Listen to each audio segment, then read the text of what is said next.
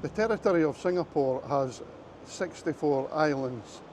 I'm sorry, but what? When did that happen? So Malaysia versus Singapore, which is the best place to live?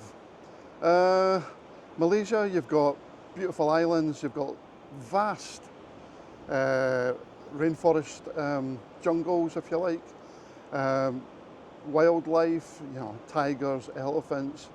Then you've got Singapore, which is very cosmopolitan, rapid economic growth, very small island. But what's the best one? Let's get into the video. So just to give you some background, I've lived in both countries. Back in 2010, I lived in Singapore for a year. Prior to that, I visited Singapore on a weekly basis. I was working in Indonesia, an island called Batam, which is a ferry ride from Singapore. It takes about 50 minutes, depending on which port you go into in Batam. So we used to visit Singapore on a weekly basis, so I got familiar with Singapore. And then after 1 year, I went back to Indonesia, to Jakarta, for about 4 months, and then I spent 8 years in Malaysia. So I've lived in both places, and I'm here to give my thoughts. That's all they are. They're only my thoughts, so please don't be offended if you disagree. So let's start with Singapore first of all. I was actually, in my previous video, I did a comparison between Malaysia and the Philippines, and one of my subscribers suggested I do more. So I'm actually travelling to Malaysia on the 7th of March, so less than a week away. And I thought, okay, let's stay with the Malaysia theme, so hence the reason for Malaysia versus Singapore. Starting with Singapore, I remember back in 2009 when I flew into Singapore to take the job in Indonesia. And I remember flying in. I'd never been to Southeast Asia before, so it was all new. Flying in to Singapore was just an amazing sight. You see all the skyscrapers, tall buildings. It was like a different planet. And I met one of my friends in Singapore Harbourfront Centre. He basically helped me go across on the ferry to Batam. So it was a new experience for me and a really exciting time, After 1 year in Indonesia, eventually I ended up in Singapore. And I'll start with accommodation. So I lived in a place called Choa Chu Kang, which is sort of northwest of the island. And at the time I wasn't aware of Singapore having, consisting of 64 islands. I still can't get my head around that. But apparently it's correct. So the accommodation was a 1-bedroom apartment. And it wasn't what I would call central. Choa Chu Kang is, like I said, it's northwest, but it's accessible. We'll come to that later. So the 1-bedroom apartment cost at the time $3,000 a month. That's Singapore dollars. And at that time, the Singapore dollar exchange rate to the UK pound was 2 to 1. So for every £1, you'd get 2 Singapore dollars. So $3,000 a month cost me £1,500. Now, that's a lot of money. I was fortunate that at the time I was on good money in Singapore. There is another option in Singapore if you don't want to take like a private lease. They have these HDB apartments. HDB is the Housing Development Board in Singapore, and they are cheaper, but the quality's, I would say, less. I don't know, so don't shoot me down in flames, but I never lived in one. But from the outside looking, they don't look like some of the apartments you see. Anyway, that aside, the one bedroom apartment complex that I lived in was called UT, that's YEW. And UT Residencies had a swimming pool, a gym, and it was right next to UT MRT train station. So it was perfect because I could jump on the MRT and go to work. I worked in the north of Singapore in a place called Sembawang in the shipyard, and we were on site. It was a nice apartment, but don't get me wrong, it was small, very small, but it was modern. I know some of the guys that I worked with, they were staying in shared accommodation, 2 or 3 of them in the one place. So they were paying, it was more for the apartment, but less than what I was paying, obviously, because it was shared. In Malaysia, the accommodation is not as expensive as Singapore. Having lived in Malaysia for 8 years, I know how much you can pay. We stayed in Kuala Lumpur and KL. Now, if you've saw my previous video, you'll know all about Malaysia and accommodation. We were paying at the time, it was about 3,500 Malaysian ringgit, and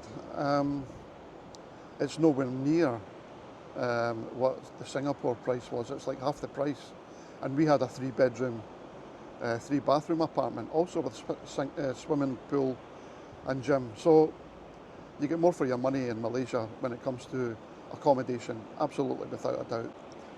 So the next thing I want to talk about is infrastructure. Now, in my previous video, when I was doing the comparison between Malaysia and the Philippines, Malaysia came out on top with the infrastructure. So the infrastructure to me includes roads, services like your police, fire brigade, other services like gas, fuel, water. So infrastructure in Singapore is fantastic. Now, I would say the number one thing about it is the public transport. You've got an MRT system that isn't expensive, so you don't have to be on a high salary when it comes to public transport, and it's brilliant. You can go almost anywhere on the island using the public transport. It's fantastic. Malaysia is lacking when it comes to things like that, but don't get me wrong, Malaysia is still good. It still has a good infrastructure overall, but for me, Singapore has a better infrastructure. The MRT system is great, nice, clean. Singapore is a very safe place. Malaysia is, but Singapore is renowned for being very, very safe and clean. The problem with Singapore is it's very small compared to Malaysia. But when it comes to infrastructure, yeah, Singapore. So the next thing I want to talk about is cost of living. I would say it has to be Malaysia, but in the cost of living you have things like food. Now, you can eat very cheaply. In Singapore they have hawker centres. It's all freshly cooked food, and it's not expensive. Of course you can eat expensively in Singapore, but I would say you can eat cheaply in Singapore as well as Malaysia. But for the cost of living overall, you have to go with Malaysia. It's just cheaper than Singapore. I remember when I was in Singapore in 2010, and I didn't own a car. That was another reason why I chose an apartment next to the MRT station. But one of the guys I worked with, an expat guy, he owned a car. He lived in Singapore, and he was telling me at the time they have like a certification system. So you need to have this license. I don't know what the correct name is for it. You have to buy this license before you can even own a car. Now, the license, I think, lasts for 10 years. And he paid, or maybe not he paid, but at the time when I was there, I think he told me to get the license was almost $100,000. I'm sorry, but I'll stick to the MRT. That was regarding cars, and you can get cars a lot cheaper in Malaysia, and you don't need this license thing. I don't know if it still exists. At the time, it did.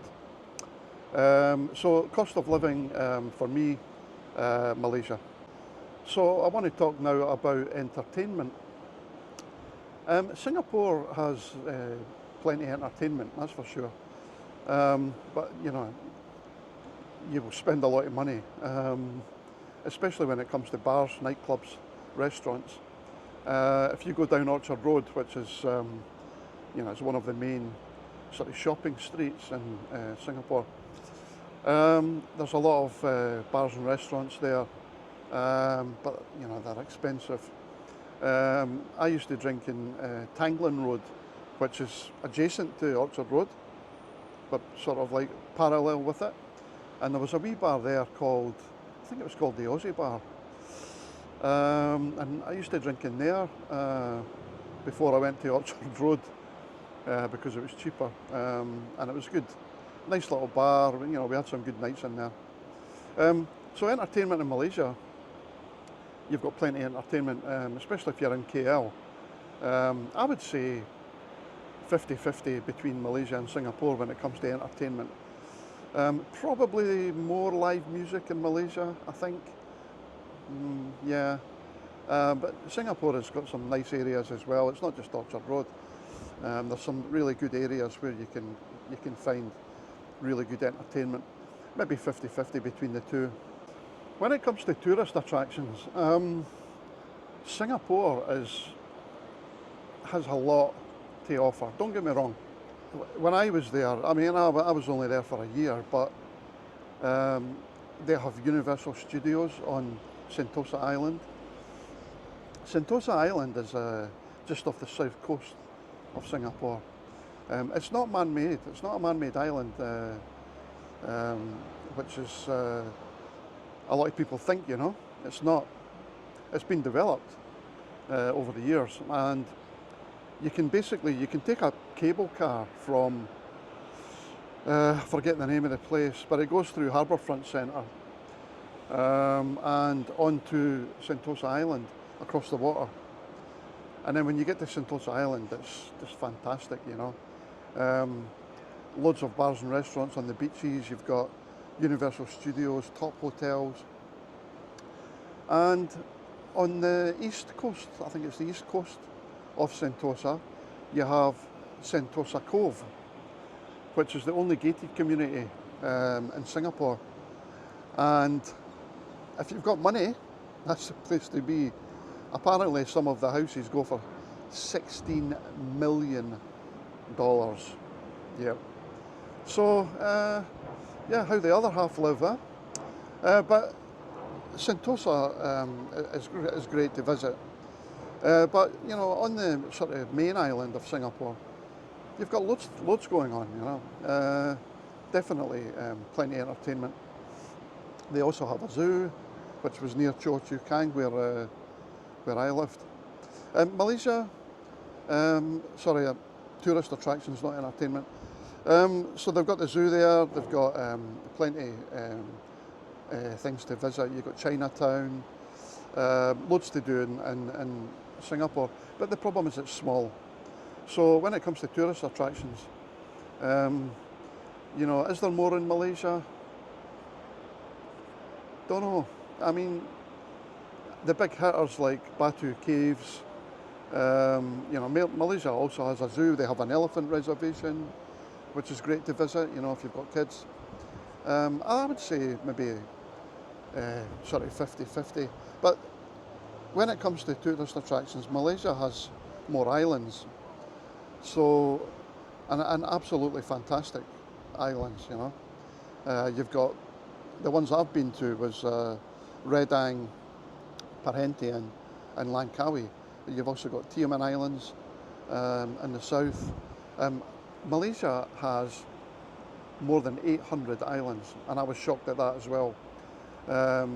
Singapore, 64 islands, but Malaysia over 800. So when it comes to tourist attractions, I think I have to go with Malaysia because it's bigger and there's more things to see. When it comes to schools, I don't have much experience of Singapore with the schooling system. I'm sure it is very, very high quality, but it'll be more expensive, I would imagine, than Malaysia. I haven't checked, but definitely I would say for the schools you will pay more in Singapore compared to Malaysia. When it comes to healthcare, again, I don't have a lot of experience in Singapore with healthcare. I do in Malaysia. I thought the healthcare in Malaysia was great, but I paid for it. The company paid for it. I had 2 hernia operations there and it was paid for by the company, and it wasn't expensive.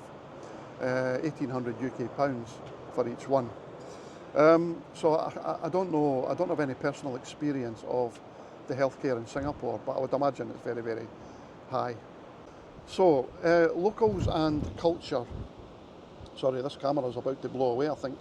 It's very windy here today. Locals and culture. Well, in Singapore, 74% of the population is Chinese. So there is a difference between Singapore and Malaysia. Yes, there is a big Chinese population in Malaysia, but not as much as Singapore. So Singapore is very more Chinese than Malaysia, that's for sure. They also have about 13% Malay population in Singapore. As far as culture goes, it's very Chinese, I think. Yes, there are expats there, but because the island is so small compared to Malaysia, it does feel very Chinese. But it's great facilities, you know. I had a fantastic time there. And even when we lived in Malaysia, when I met my wife in Malaysia, we lived there, and we visited Singapore, a few times. I went down to see the boys whenever I could as well. It was great. You can go between. This is the great thing about Malaysia and Singapore. You can travel between them, even by car, by bus. You've got the bridges going across from Singapore to Malaysia, so they're very accessible, and you can get a bus from KL to Singapore. It takes about 5.5 hours. We used to do that, and it's not expensive. So I would say if you were thinking of going to Malaysia or Singapore, do both. When it comes to language and people, I would say English is very well spoken in Singapore. I would say, I'm going to say more so than Malaysia. They speak something called Singlish, which is kind of a cross, between the two. But Mandarin is obviously the spoken language of the Chinese, but English is very well spoken there as well. There's not much difference, to be honest, between Malaysia and Singapore when it comes to that, because they're right next to each other, and I would imagine not imagine, but in my experience, they're very similar when it comes to cultures, but Singapore is more Chinese. So I'm going to wrap this up, guys, before my camera gets blown away. Thanks to everybody who subscribed, and I'll see you in the next one. Cheers, bye.